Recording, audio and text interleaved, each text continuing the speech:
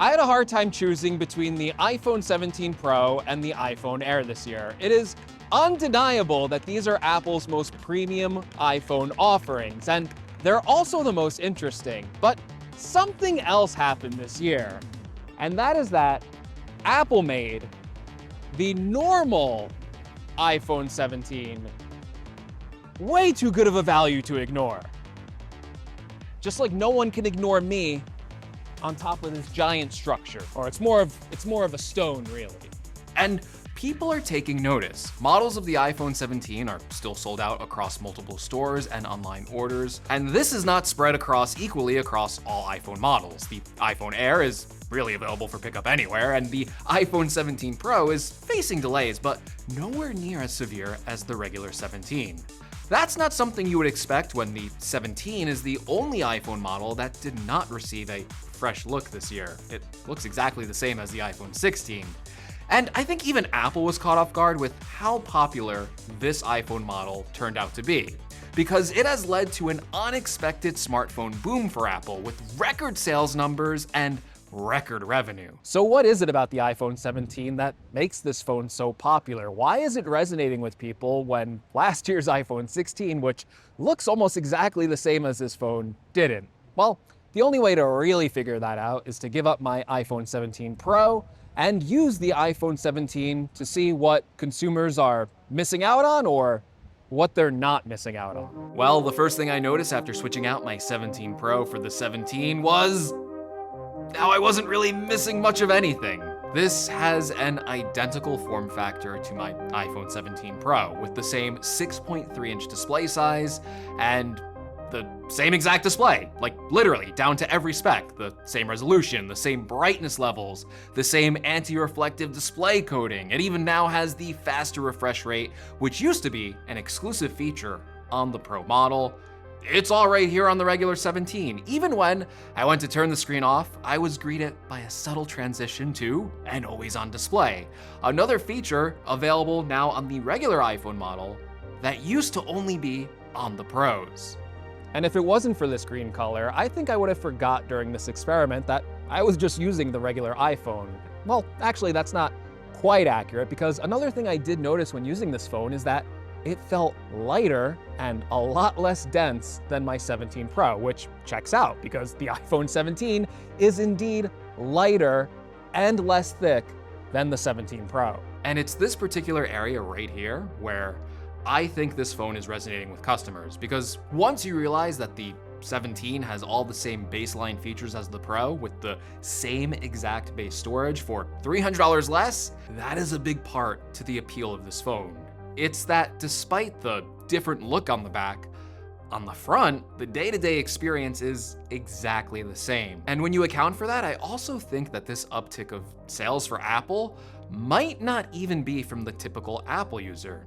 It might be from Android users, because this phone is now very competitive spec for spec within its price range, even in the Android market, with tons of different phone options at lower price points. It's kind of hard to ignore how the iPhone 17 now beats its competitors in certain areas in that spec war race for the same price range. And that's good news for Apple, because it means more users in the Apple ecosystem. And one of the great things about choosing an iPhone isn't just the phone, it is the vast amount of accessories that are made for iPhone and level up that experience. And that's something I recently experienced when using the new Soundcore Work. You may not have noticed it, because this is the world's first coin-size AI voice recorder. It's small, ultra lightweight, it only weighs 10 grams, and what's great about this is you can wear it all day long on any piece of clothing with the built-in magnets, or you can even place it onto different devices, or with the included dock, you can just put it magnetically on the back of your phone. And the included dock makes charging and managing the Soundcore Work hassle-free, and even includes Find My integration. It gets completely out of the way, and that is so important to a device like this, where you might wear it all day long. It's also so much more convenient to use over my phone, because it's always right there and ready to record with just a tap,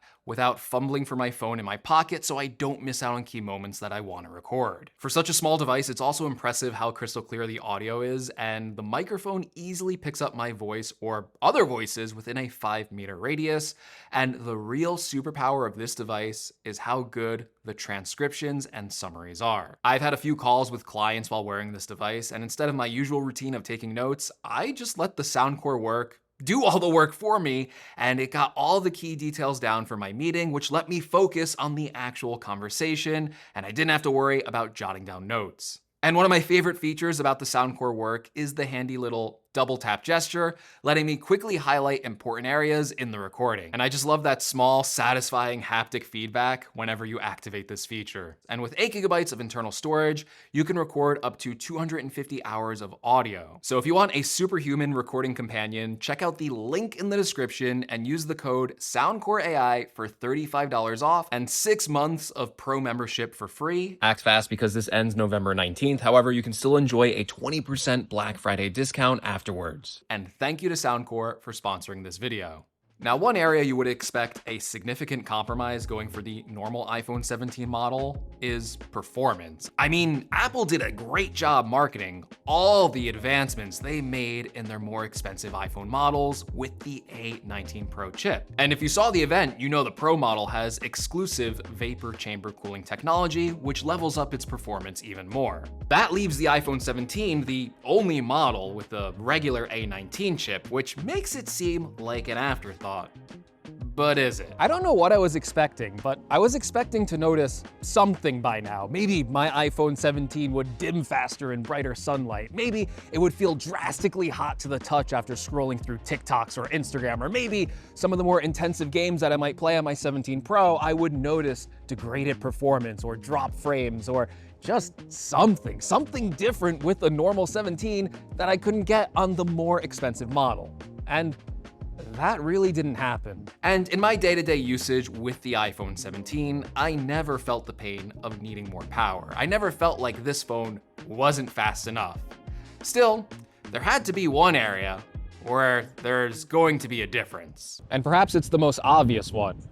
Yes, the iPhone 17 has 2 cameras, not 3. Still, as I've been using this camera system for the past week, I'm kind of surprised how similar it feels to the 17 Pro, because on paper, there are actually differences between the camera systems. The 17 Pro has a larger image sensor. The focal lengths are actually different on the main wide-angle lens, but where it counts, the 17 has the same 48 megapixel resolution on its camera. So side by side, the photos actually look pretty similar overall to the iPhone 17 Pro. And I can go days using the iPhone 17's camera system and really feel like I'm not missing out on anything over the more expensive 17 Pro. But then there are those moments when you do want to push the camera system a little further, and only then do you realize what you're missing out on. It's funny because as I was filming certain segments for this video, my camera operator, who also has a 17 Pro Max, was also taking their own photos with the 17 Pro. And as I was struggling to get those faraway shots, they were kind of zooming in effortlessly with that dedicated 4x zoom lens, which at that moment made me go, oh, I really wish I had that camera feature right now. See, it wasn't something I always wanted. For the most part, I usually just take photos with the main wide-angle camera because it is the best lens optically. But again, there's always going to be times where you're taking photos of a building, of a person, or just something you want to get closer in on that you necessarily just can't walk right up to. And you can't do that on the regular iPhone 17. Additionally, the 17 is also missing out on other features that you can't see. It does not get access to the ProRAW photo format that the 17 Pro has, allowing you to capture a lot more data. Harder for me though was the lack of third-party options to unlock Apple's ProRes video format that allows you to record more detail and get rid of that overly smartphone processed look with access to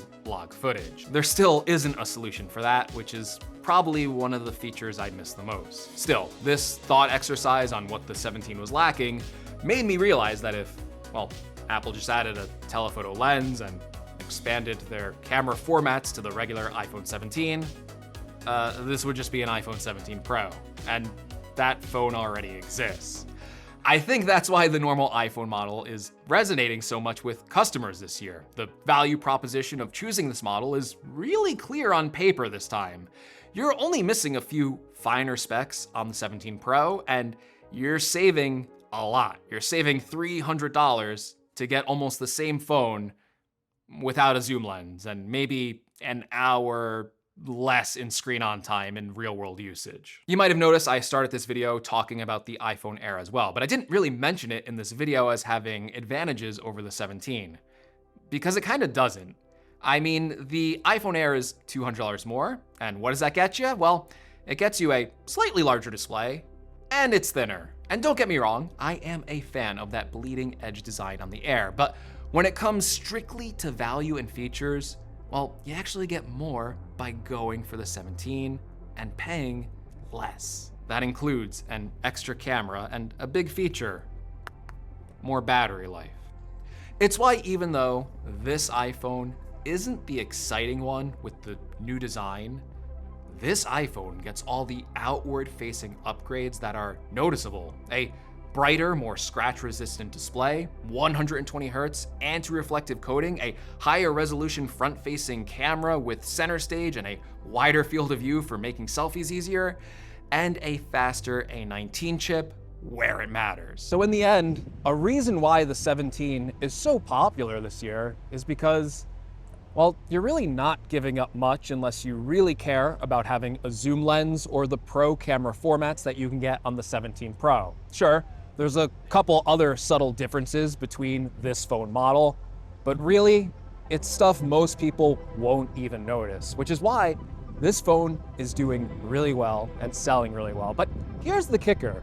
Even as great as this iPhone 17 is, even as I am telling you just how good of a value it is this year, perhaps the most surprising part is that the iPhone 17 Pro, or rather the iPhone 17 Pro Max, Apple's most expensive phone, is, according to at least reports, selling even better than this phone, which just goes to show you that even if this phone is, on paper, the best value, people will still pay more for the option to get the highest end in the lineup, at least for the perceived difference of a better phone, or I guess more realistically, probably a bigger phone. And I think that's actually one of the most ironic things about the iPhone 17 Plus this year, or rather the lack of an iPhone 17 Plus option being released this year, is that if Apple released an iPhone 17 Plus at $900 with a 6.9-inch display with all the same specs that the iPhone 17 has,